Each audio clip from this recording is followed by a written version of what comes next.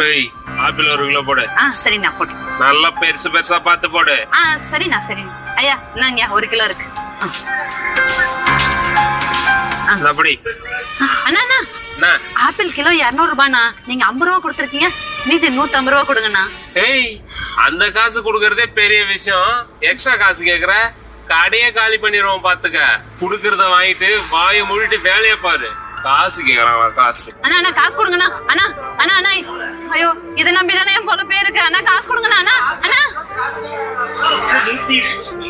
ஏய் பப்ஸ் கொடு. சரிண்ணா.